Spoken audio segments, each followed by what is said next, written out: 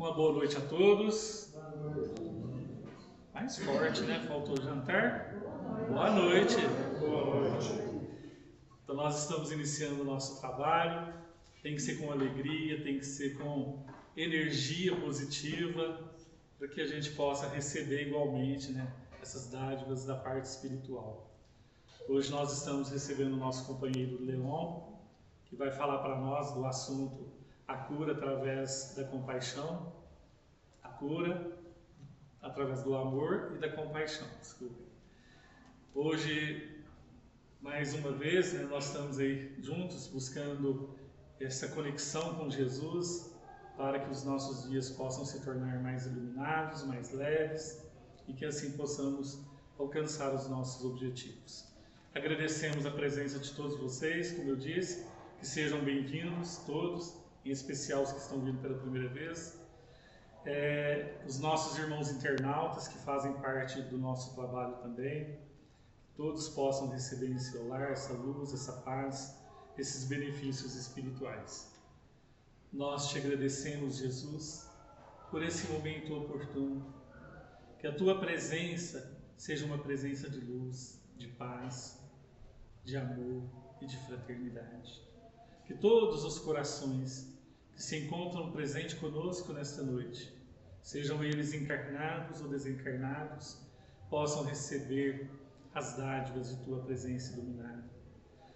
Rogamos a ti, Jesus, a inspiração, o auxílio e a proteção para o nosso companheiro Leão, que de igual parte ele possa ser inspirado para o seu trabalho, que ele possa alcançar os objetivos, chegando em nossos corações, em nossas mentes, através da mensagem que ele irá nos apresentar. Que possamos assim, através da inspiração benfeitora e amiga dos espíritos que trabalham em função da nossa casa, iniciar esse trabalho. Que assim possamos juntos estar ligados em pensamentos e em sentimentos para receber essa conexão com Jesus. Muita paz a todos e que a luz seja sempre. Que assim seja. Leon, é com você. Seja bem-vindo ao nosso trabalho.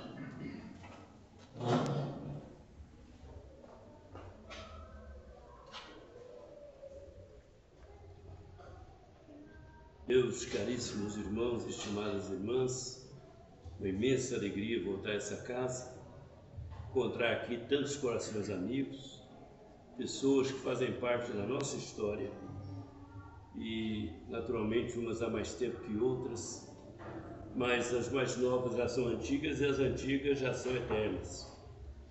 Então, nossa amizade com essa casa, nossa amizade com esse trabalho, amizade com os amigos que tocam essa obra, é uma amizade que só cresce, só melhora, só nos qualifica e vai nos tornando melhores pessoas cada dia que passa. Claro que ainda temos arestas a aparar, temos tanta coisa para fazer, mas eu não estou com pressa. Deus nos deu a imortalidade, então eu não preciso sair correndo como um louco para fazer um aperfeiçoamento de fachada. Eu busco aquele aperfeiçoamento profundo, aquela mudança que enraiza na alma e que nos conduza ao tempo futuro sem traumas e sem cismas, sem medos nem preocupações. De maneira que tocar a vida não significa apenas repetir os mesmos atos todos os dias, mas significa se descobrir cada hora, cada momento. Não é à toa que Almir Sater canta, né? Ando devagar porque já tive pressa. Isso é o repensar da vida, né? Trago um sorriso porque já chorei demais. Quer dizer, há momentos em que você precisa mudar a estratégia, mesmo que os desafios sejam os mesmos. Há uma frase atribuída a Einstein, que o maior equívoco humano, talvez chamam de imbecilidade, é fazer a mesma coisa sempre e tentar resultados diferentes. Se você não muda a maneira de agir, os resultados se repetem. A equação é a mesma. Então, não haverá novidade na vida de quem se recusa a se modificar. Não haverá transformação na vida daquele que está satisfeito com a mesmice, né? Aquela coisinha miúda, né? Aquele vai da valsa diária, que olhando Tem pessoas, eu tenho um medo danado das pessoas chegarem para mim e falar assim: rapaz, você não muda. Quer dizer, seria o pior dos diagnósticos, né? Eu não mudar como, né? Eu tento me mudar. Pode ser que a minha mudança exterior seja um pouco diferente de alguns, no sentido do pior ou do melhor. Há pessoas que envelhecem com mais elegância do que a gente, né? Eu procuro envelhecer com uma elegância que eu não vejo às vezes em muitas pessoas. E não porque estão desprovidas de condições, de possibilidades, não. É porque a pessoa não encontrou, não procurou, não desejou estabelecer uma dinâmica para a sua modificação. O apóstolo Paulo, desafiadoramente, ele se impunha uma condição. Apesar do que ele foi, apesar do que ele era, ele rumava para o alvo. Chega um momento que o apóstolo Paulo, ele mudou tanto a sua maneira de ver e agir na vida, que ele já não sou eu quem vivo. Para mim, né, importante é viver em Cristo. Então Cristo é vida para mim. E eu não me preocupo com a morte. Tanto que foi levado a uma morte ignominiosa para testemunhar a sua fé, testemunhar a sua mudança, a sua transformação. Ele que antes fora aquele que saíra atrás dos cristãos para vitimizá-los e naturalmente depois vítima da sua própria intemperança, porque os intolerantes se parecem, embora mudem apenas de endereço, né? Quando a pessoa é intolerante, quando é impaciente, ela não tem moderação, ela tem um julgamento cruel, um julgamento severo. Vivemos uma época em que isso virou rotina, em que isso se estabeleceu, às vezes, no coração de pessoas que a gente jamais esperasse, né? As pessoas que condenam sem ter qualquer tipo de comiseração, condescendência com o outro. A gente aciona aí o botão da internet, a gente se escandaliza, comentários e mais comentários, coisas bobas se transformam em grandes celeumas, em falsos dilemas, falsos problemas, né? E a gente às vezes fica girando em torno disso. Há quem até tome partido, até quem resolva entrar na briga que não lhe pertence, né? Eu me lembro uma vez, era garoto, até comentava isso esse fim de semana com uma amiga, e eu falei assim: a questão é, a luta é sua ou não é, né? Você está nessa batalha ou não está? Qual é a sua batalha? A minha batalha é evoluir, é crescer, é vencer as minhas más inclinações, minhas imperfeições. Essa é a minha batalha. Mas o que ocorre na vida do outro, se eu não posso interferir positivamente, se eu não posso dar ali uma contribuição para melhorar as coisas, torná-las mais cristãs, mais espiritualizadas, mais éticas, eu não tenho palpite a dar. Por quê? Porque a minha contribuição não traz nenhum benefício. E aí, saindo da escola um dia, molecote, e estourou lá uma confusão entre duas pessoas que eram amigas, ambas amigas, começaram a brigar e de repente aquela eclosão de fúria da meninada, ninguém sabia mais quem brigava com quem. Mas tinha um rapaz lá que ele era, assim, tinha menos capacidade de se defender, era um pouco, assim, diria, tinha um retardo mental. E eu peguei e abracei-o para evitar que ele levasse um soco. O soco que era para ele veio na minha orelha, quase me desmaiou. Então, há momentos em que você, até para participar dos eventos humanos, mesmo dentro de família, no ambiente de trabalho, no ambiente da vida, você tem que ter um cuidado muito grande para você não ser vítima da sua boa intenção, não ser vítima da sua boa fé, né? Então nós perdemos, eu particularmente perdi totalmente qualquer instinto de briga, de discussão, mesmo que lá na infância a gente tenha emulado uma outra questão com um outro colega. Parece que desaprendemos, estranhamos, porque o Evangelho de Jesus nos fala tanto ao ouvido, nos fala tanto ao coração, que chegou um dia que nós capitulamos pelo total desuso, pela inservibilidade desse expediente de revidar, discutir, né? Teve um jovem que chegou para um sábio e perguntou para ele: mestre, qual é o segredo da felicidade? Ele falou, não discutir. O jovem olhou para ele e falou, mestre, mas como? Não discutir? Não parece um conceito radical? Não parece assim uma coisa despropositada? Ele falou, você tem razão. Virou as costas, saiu. Quer dizer, não discutir para quê se o sujeito tem uma outra convicção, um outro ponto de vista?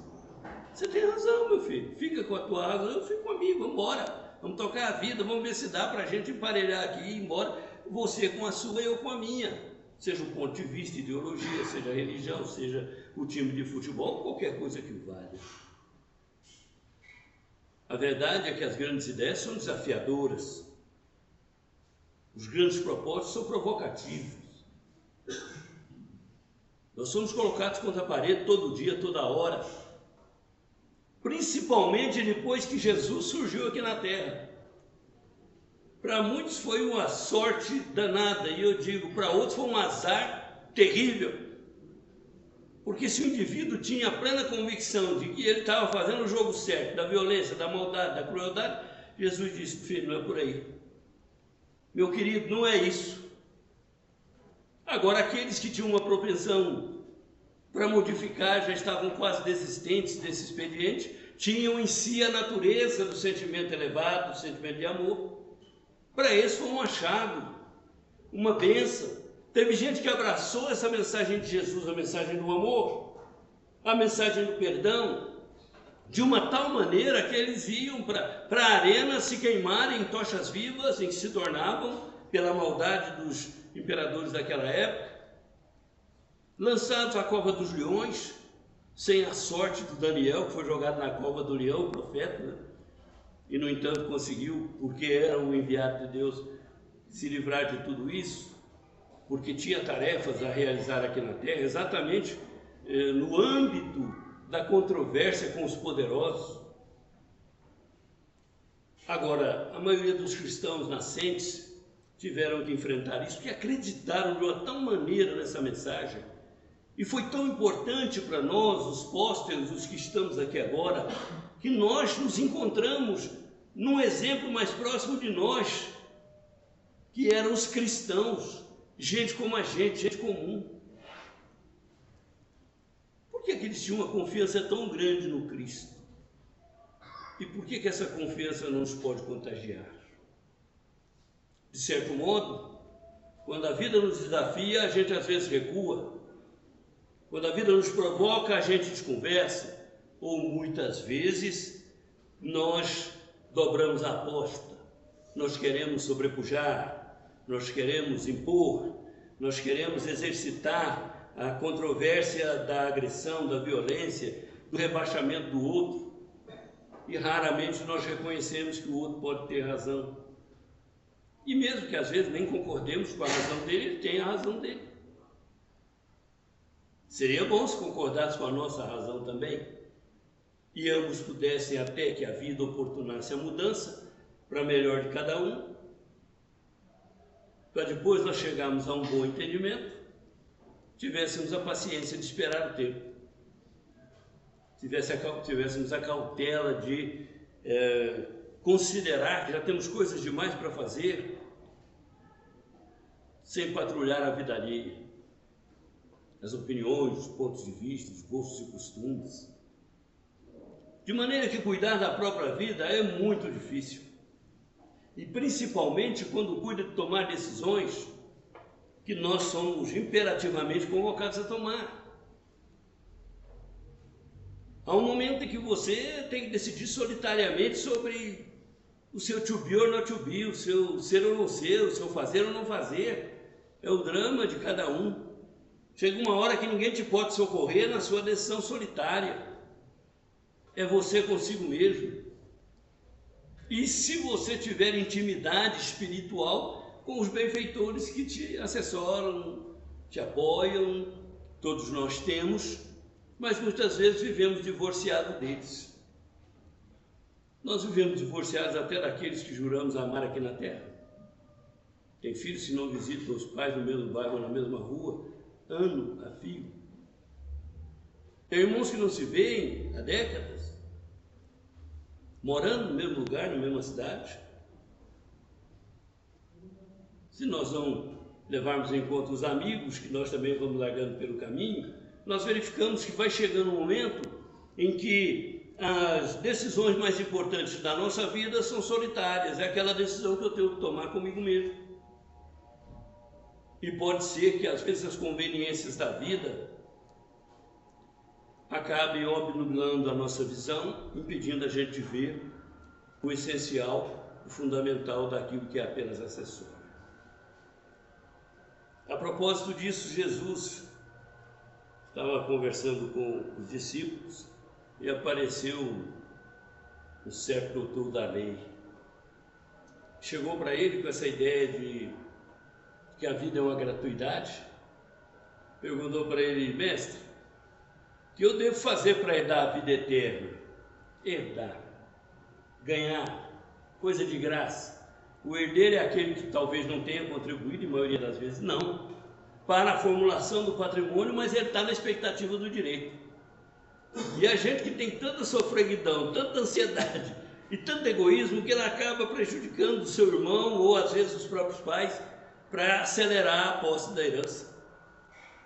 Quantas heranças de má origem existem por aí? As que não estão em litígio estão numa controvérsia sem solução. Há momentos em que se cuida de distribuir adequadamente, justamente os bens, os patrimônios. Os pais amealham, muitas vezes herança que já veio do avô, e os netos vão herdar, os bisnetos, os sucessores. Mas muitas vezes nós queremos herdar, né? Herdar é bom demais, você não faz esforço nenhum e de repente cai a bolada no teu colo. Quem é que não queria uma herançazinha aí? Os que ainda não têm. Os que ainda não têm, não levanta a mão quem tem não. Mas todo mundo tem. Então a turma está com o burro na sombra aqui. Está todo mundo sossegado pelo que eu estou vendo. E aí, o doutor da lei queria herdar nada menos que o reino dos céus. Básico. Coisa, né? Coisinha. Reino dos céus. E aí Jesus,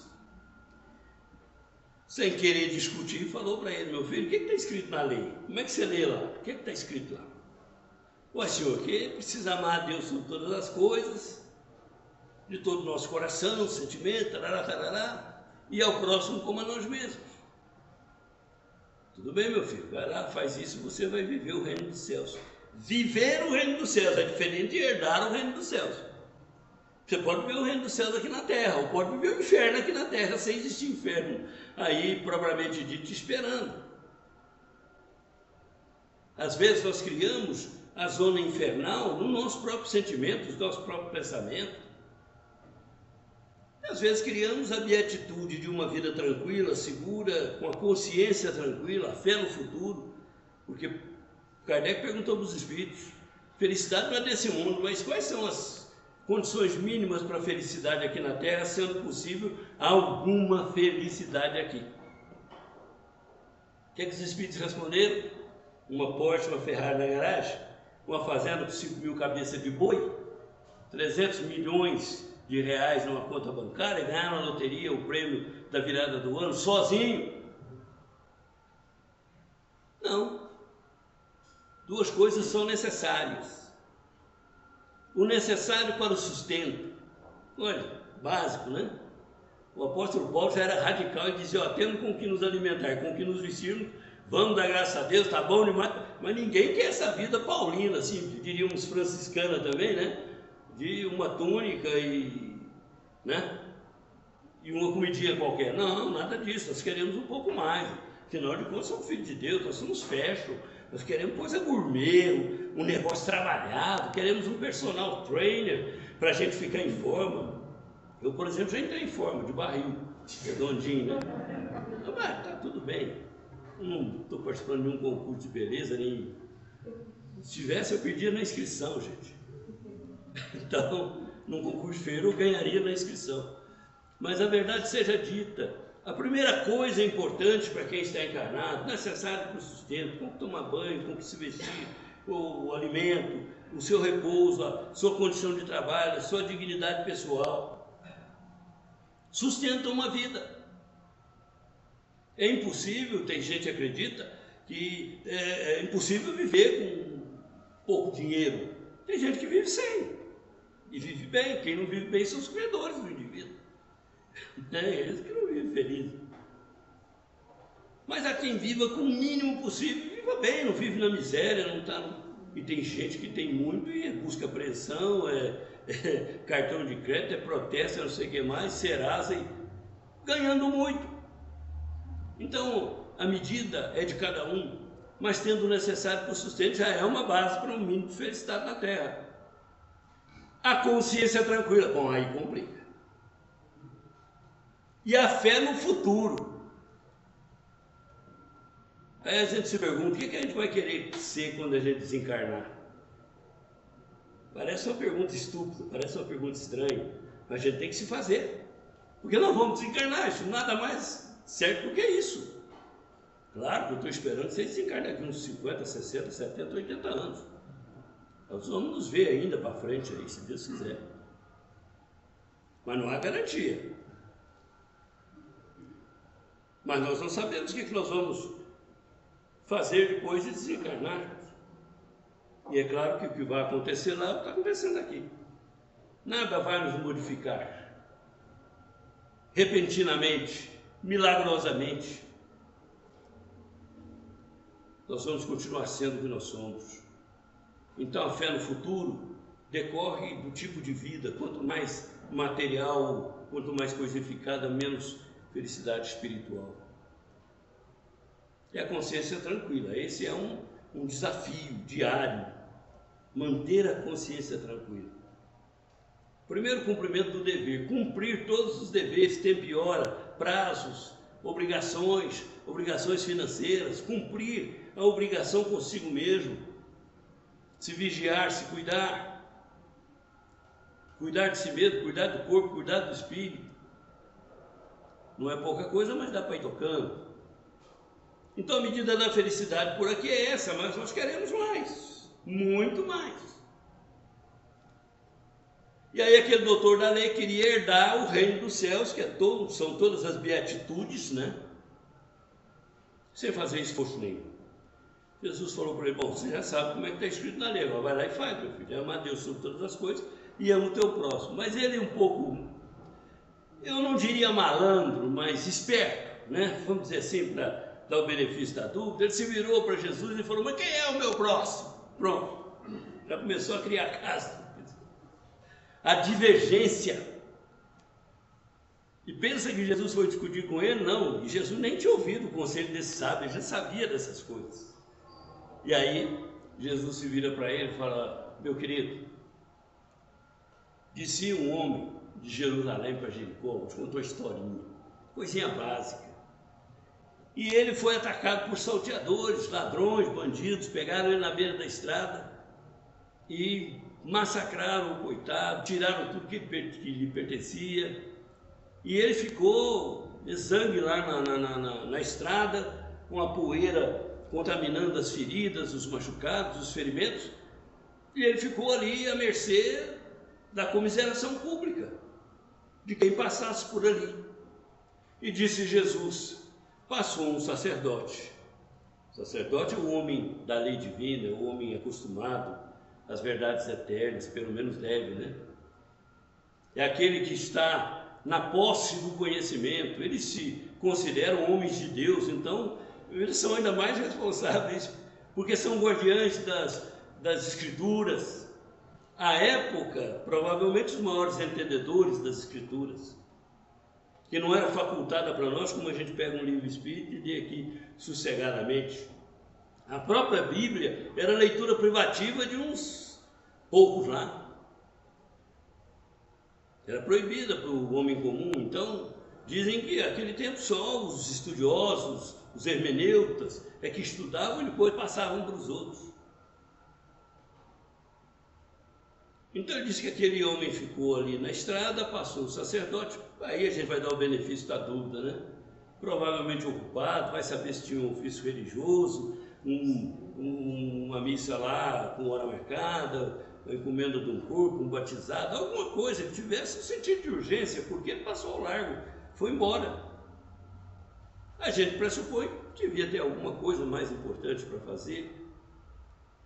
Nós também, às vezes, desafiados assim, nós botamos na balança para ver o que está pesando mais, o que é mais urgente, o que é mais necessário. E a gente não pode censurar a escolha de ninguém, mas Jesus deu-o como exemplo.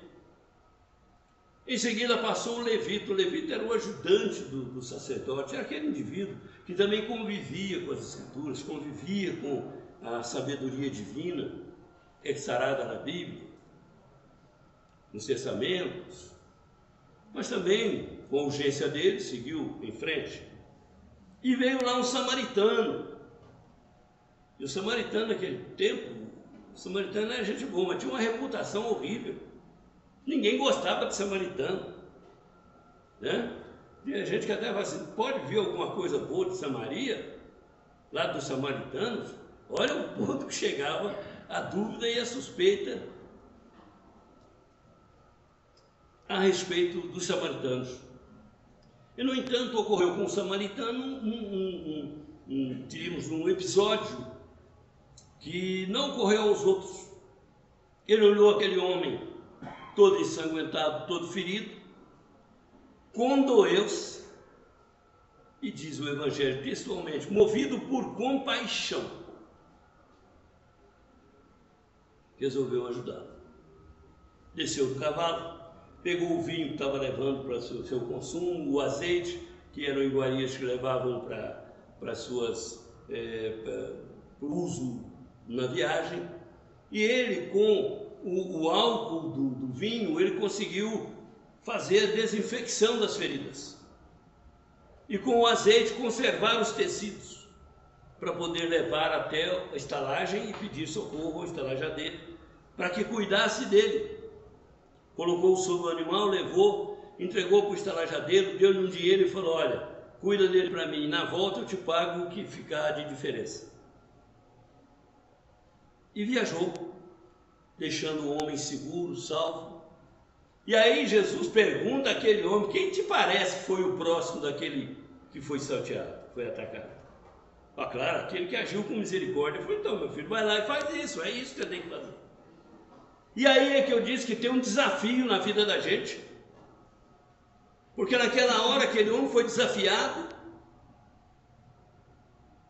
o seu comodismo, na sua indiferença, no relativismo de que a vida do outro não tem tanta importância quanto a minha, todas as vidas são importantes.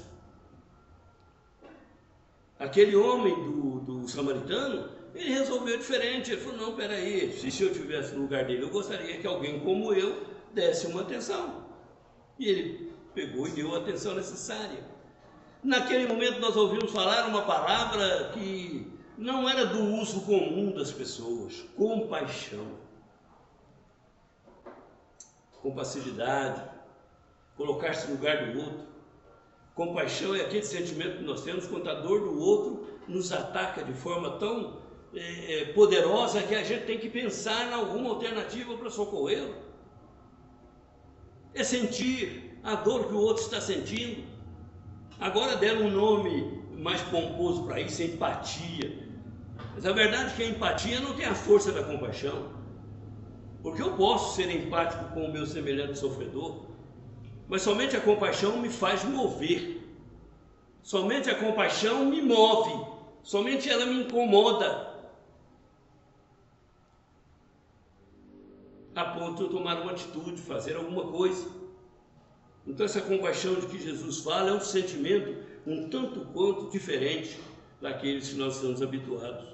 Ele fala em compaixão, por exemplo, logo depois que João foi decapitado, eles sepultaram, os discípulos sepultaram João, e aí vieram falar para Jesus, Jesus tomou o conhecimento, foi orar no monte, desceu, tinha uma multidão acompanhando ele, e chegou um momento que ele falou assim, eu tenho compaixão por esse povo, e tomou a atitude de curar os enfermos.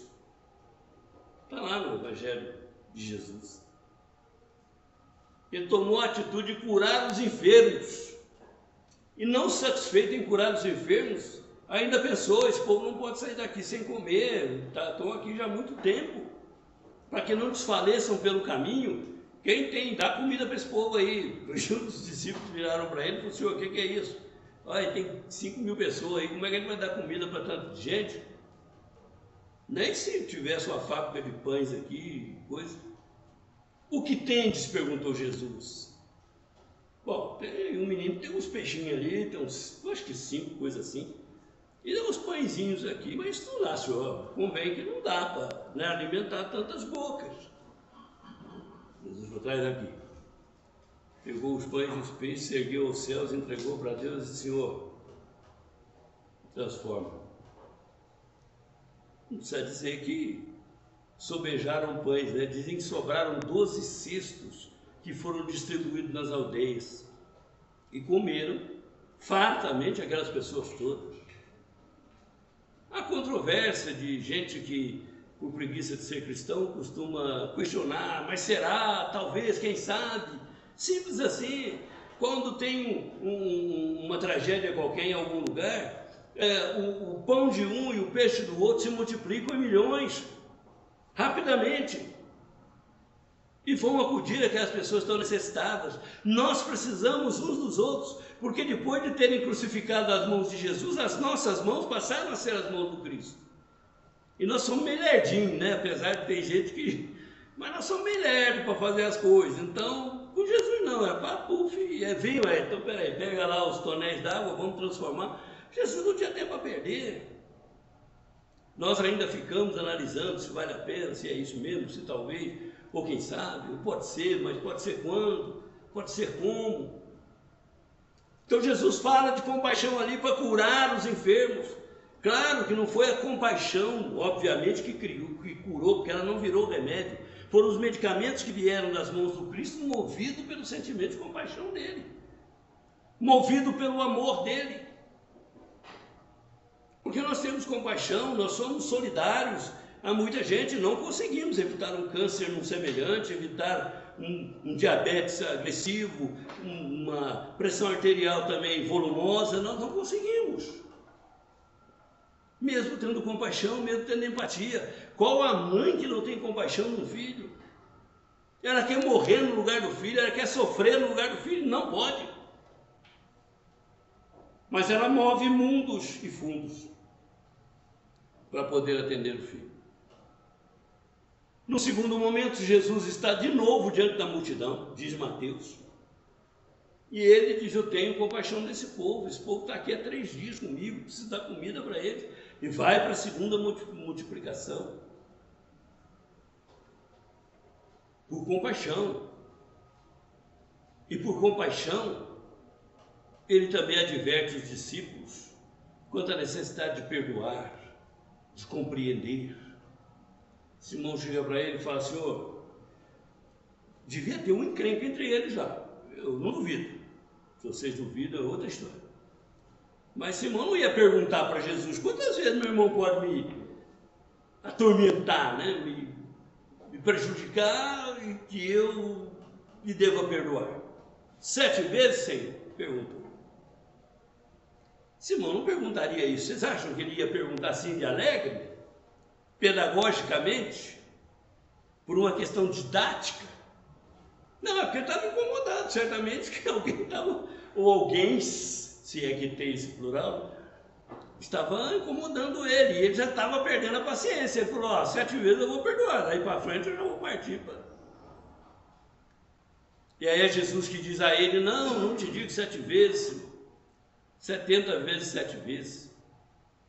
Eu completei 70 anos há pouco tempo, né? 71, e eu comecei a pensar: se eu tivesse perdoado 7 vezes por ano, eu teria perdoado 490 vezes. Foi o que Jesus disse. Ele disse perdoar 490 vezes a mesma falta, não precisava perdoar. Por quê? Porque muitas vezes a gente acha que perdoou, mas não perdoou. Sei que não acontece com vocês aqui. Mas de repente alguém nos fez mal, se é que alguém nos faz mal, e aí a gente não faz nada, ora por ele, fala: Senhor, põe ele longe de mim, não deixa nem passar no meu caminho. Eu não quero o mal dele, mas também vou torcer para o bem dele também não. Quer dizer, a gente discretamente faz isso.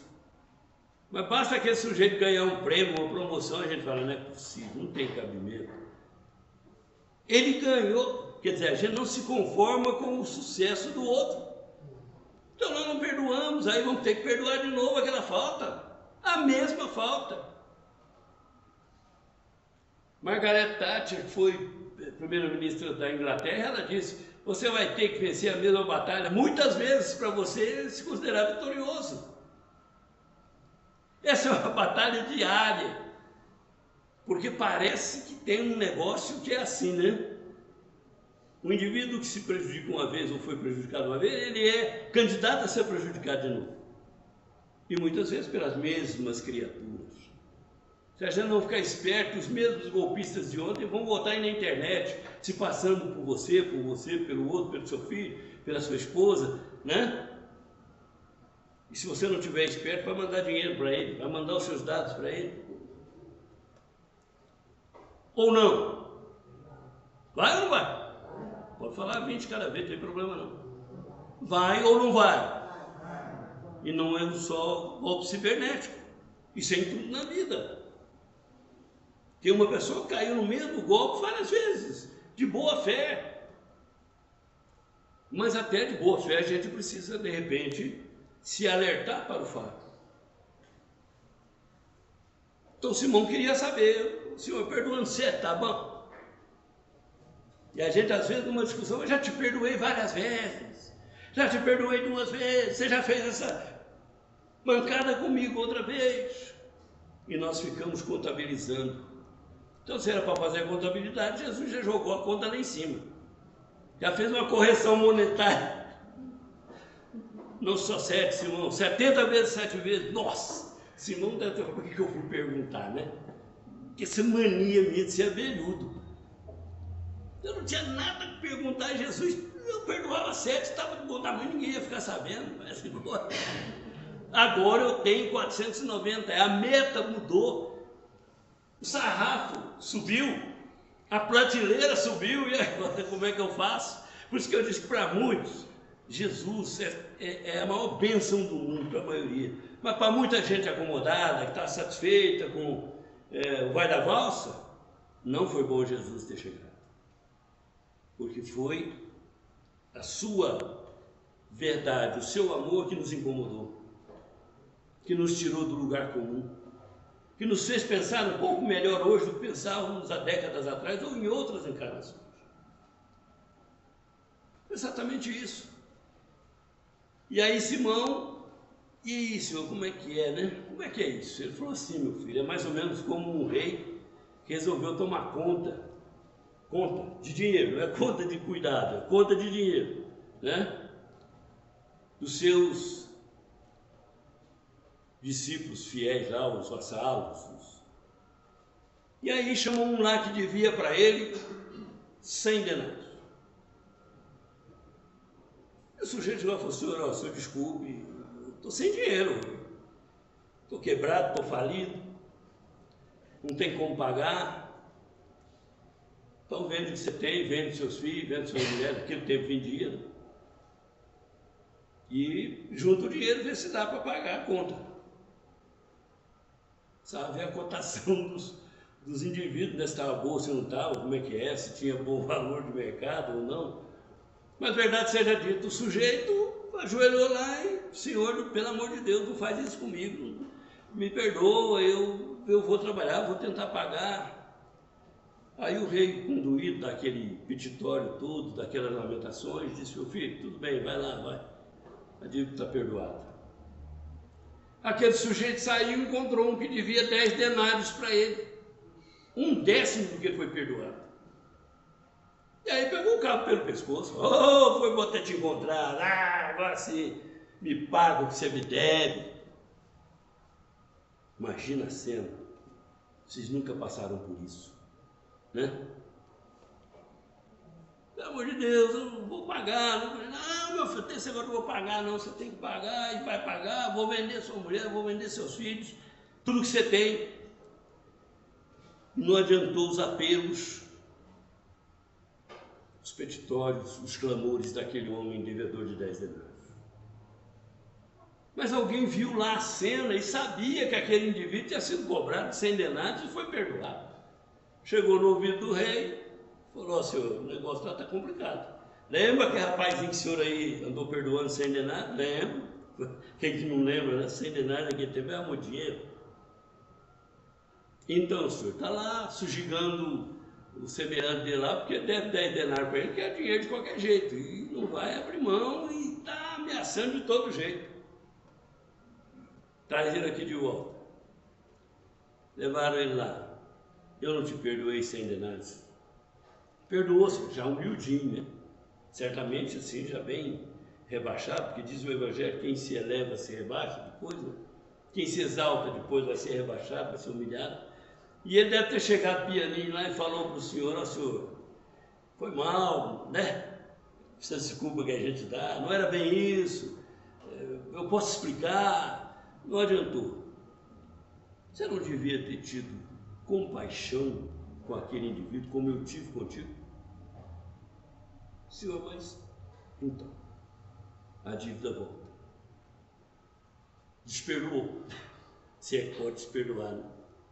Mas a verdade é que a compaixão é esse estado de espírito. Compaixão não é um remédio que você compra na farmácia.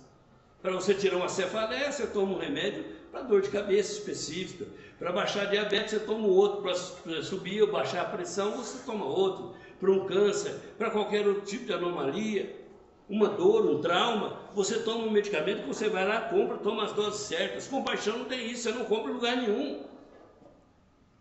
Compaixão você desenvolve no seu coração, você tem que ser movido pela compaixão. Por isso que lá no Evangelho, Jesus tocado pela compaixão, Jesus movido pela compaixão, o samaritano movido pela compaixão. É uma força que move aquele indivíduo cujo sentimento já alcançou a dimensão do amor do Cristo. Faça tudo pelo teu próximo que você gostaria que ele fizesse para ti. É básico, é simples, não tem mistério. Precisa desenhar, precisa explicar. Fazer pelo próximo que gostaríamos que ele fizesse. Os gregos antigos já diziam: não faça para o outro o que você não gostaria que ele fizesse para você.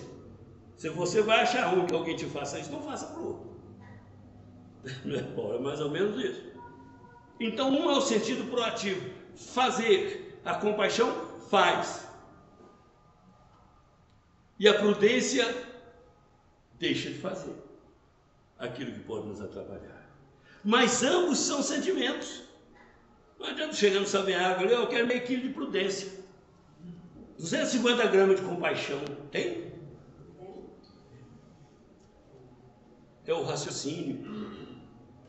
A compaixão, na verdade, é mais um antídoto do que um remédio. É um contraveneno contra a indiferença, a opressão, a maldade.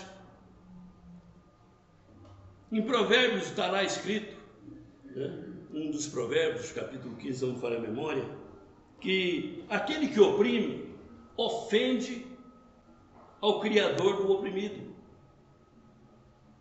Mas aquele que tem misericórdia, que tem compaixão, honra aquele que criou a ambos. Compaixão, compassividade, é aprender a olhar a dor do outro e não fazer pouco. Ah, mas não é para tudo isso, porque você ofende o outro e não, é piti, isso aí já sei como é que é, chilique.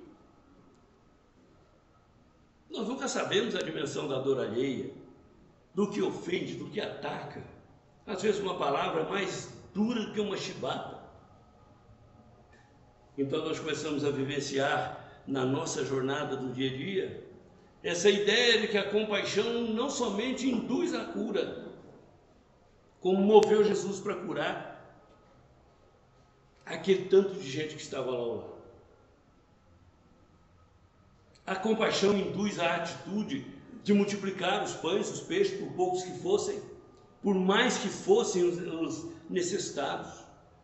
Foi a compaixão de Jesus que o moveu na direção certa, que mobilizou as forças interiores dele para buscar no reino celestial, no reino de Deus, onde tudo acontece. fora do âmbito humano, para poder mobilizar as forças que salvaram aquelas pessoas da fome. A compaixão, mais do que curar, ela salva. A compaixão salva. Se você passa pela estrada, vê um acidente, você movido por compaixão, vai lá, se move, às vezes correndo até riscos, para poder socorrer e evitar que aquela pessoa morra ali sem socorro. Se você vê alguém passando mal na sua frente, você pega, põe no carro, corre, movido pela compaixão, você leva para o hospital. Você não é médico, você não é hospital, você não tem uma sala cirúrgica na tua casa. Seu carro não é uma ambulância. Mas a compaixão é a sua força, é o motor da sua energia, é o que te leva, é o que te empurra. A compaixão põe em movimento. Então nós temos que compreender a compaixão como esse elemento poderoso que pode virar remédio quando nós podemos ir lá na farmácia comprar o remédio, entregar, falar, ó, esse é o remédio que você está precisando, toma aí. Não vai morrer por falta dele. Você precisa de um hospital, vou te levar. Você precisa disso, eu vou te atender, vou te ajudar. Vou te levar até onde eu puder, até a última porta. Quando a porta estiver fechada para mim, porque eu não tenho competência, eu não tenho poder para poder devassar aquele espaço, eu não posso entrar no centro cirúrgico e te operar. Mesmo que eu seja um exímio açougueiro. Não é verdade? Mas eu posso te levar até a porta do centro cirúrgico, se for o caso. Então a compaixão é essa energia, esse poder que move, que impulsiona, que está fazendo falta na vida moderna. Está fazendo falta nesses dias agitados que nós estamos vivendo. Tinha um disc jockey em Columbus, em Ohio, nos Estados Unidos, que ele trabalhava na rádio e ele saía todo dia à noite e passava de frente ao hospital.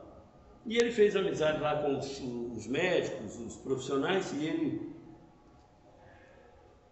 parava no hospital toda noite antes de ir para casa, passava de quarto em quarto, fazia uma leitura da Bíblia, fazia uma conversa com as mulheres, cantava música, ele é meio cantor, né? Então, ele, tanto ouvir música, ele ali ensaiava uma musiquinha ou outra e tal. E os pacientes, muitos deles crônicos, ficavam felizes, ficavam esperando ele chegar, né? Naquela esperança de que ele viesse antes de dormir, iam dormir confortados e tal. E ele foi assim a vida toda, anos a fio. Mas um dia ele chegou em casa por volta das 2 da manhã.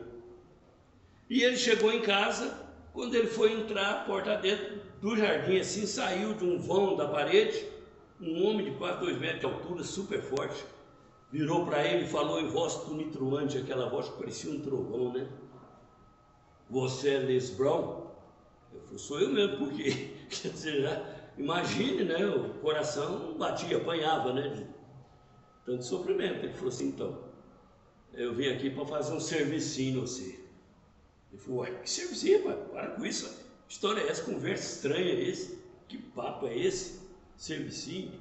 Ele falou, pois é, fui contratado para dar um jeito em você aqui. E o jeito era defenestrar ele dessa para outra. E ele então, mas por quê, né? Ele falou, não, porque tem gente contrariada aí com as coisas que andou acontecendo e você estava no meio da conversa e eles mandaram vir fazer o serviço. Foi aí, o que você vai fazer comigo? Eu falei, não vou fazer nada. Mas como não vai fazer nada? Você não veio. Aí é que ele não entendeu mesmo, né? Você falou, não, eu não vou fazer nada não, por uma razão muito simples. Por causa da minha mãe. Eu falei, eu nem conheço sua mãe, eu conheço sua mãe, né? O que tem a ver sua mãe com essa cena tétrica aqui, 2 da manhã? É porque minha mãe estava no hospital, no British Hospital lá em Columbus, e ela disse que passava lá um disc jockey, e ela me falou o nome dele, ele chamava Les Brown. E de repente eu recebi a tarefa de fazer o servicinho no seu. Você tinha vida de marginal, porque ele ficou sabendo disso quando estava preso numa cadeia lá de Ohio, numa penitenciária. A mãe foi visitá-lo e falou, passava o sujeito lá, eu, rapaz, tem tanta saudade, tem tanta vontade de encontrá-lo, e ele fez isso, eu estou curada graças a esse rapaz me ajudou demais e coisa e tal. Eu falei, como é que eu vou fazer um servicinho em você? Não vou fazer não, fica sossegado que agora eu vou te proteger. Em outras palavras, está no livro Você Não Está Sozinho, muito interessante. E ele conta que é um episódio assim que ele narra com essa brevidade, mas é um episódio cheio de mistério, cheio de drama, que por pouco, não fosse a compaixão dele pelos necessitados do hospital, ele não teria se safado da morte, talvez uma morte trágica. Les Brown, ele conta essa história falando de si mesmo, que foi um dos piores momentos da sua vida em tão pouco tempo, ali num prazo muito curto, mas foi a maior lição de que a compaixão e o amor, se não cura, salva. Então, nosso tema da noite é a cura pela compaixão e pelo amor. O amor de fato cura, né? Só as atitudes amorosas põem um médico 8, 9, 10, 12 horas, mesmo a soldo, mesmo ganhando, para fazer uma cirurgia de risco no paciente. Só o amor pela profissão faz o neurocirurgião mapear o cérebro humano e na delicadeza dos detalhes. Espaços, diríamos, nem milimétricos, não é? Micrométricos, sem poder errar um movimento. Somente o amor faz uma mãe adorar um filho que é problemático. Somente uma esposa amorosa aguenta um marido difícil. E somente um marido paciente tolera uma esposa complicada. Somente o empregado digno, correto, suporta um patrão irracível. Somente um povo humilde, bom, suporta governos tirânicos.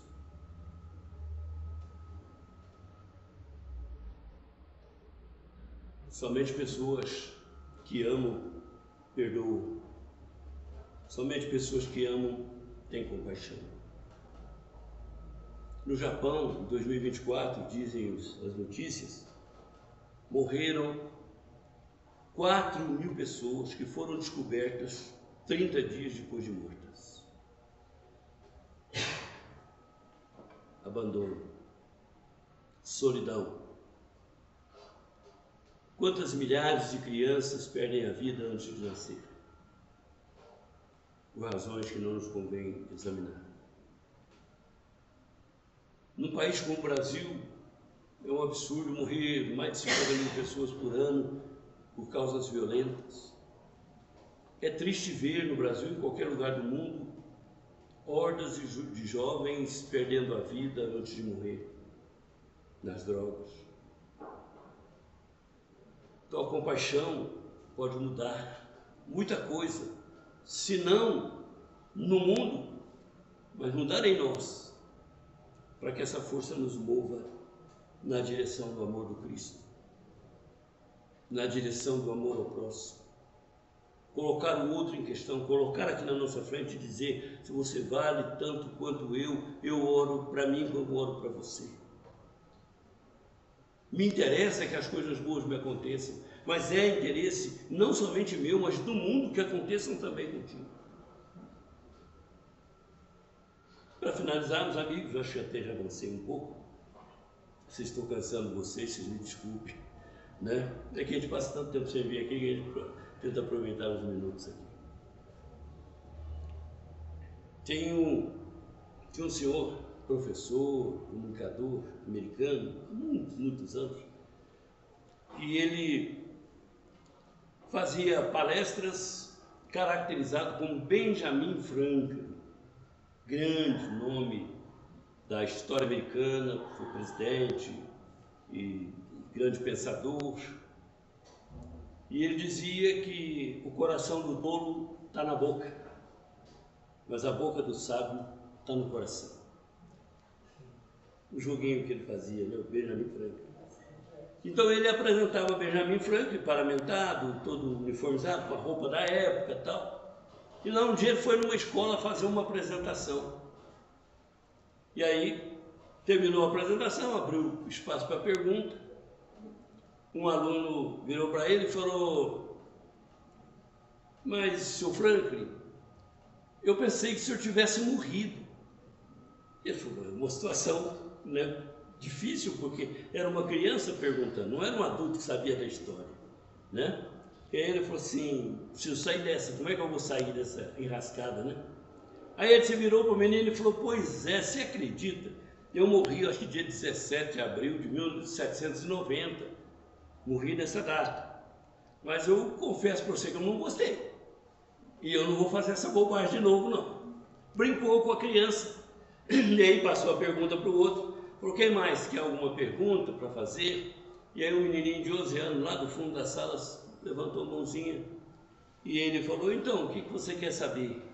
Ele falou, seu Franklin, quando o senhor esteve lá no céu, o senhor viu minha mãe por lá? Ele falou, pronto. Sai do enrascado, sai da boca do lobo, cai na boca do leão, então não tem jeito. E aí, quem mandou mexer com criança, né? Então, ele falou, eu não posso decepcionar essa criança está sem a mãe há muito tempo, ele tem saudade da mãe. Mas será o futuro dessa criança, né? Sem a mãe, vai ser muito difícil. Daí ele pensou rápido, ele virou para a criança e falou, olha querido, eu não sei se é a mesma pessoa que eu vi lá, que a gente está falando aqui, mas se for, é o anjo mais bonito que tem lá no céu. Não é preciso dizer que a criança abriu um sorriso largo e ele compreendeu que a resposta estava correta. A compaixão, se não cura, salva. Muita paz a todos. Deus os abençoe. Até outro dia, se Deus quiser. Fiquem todos com Deus. Muito obrigado.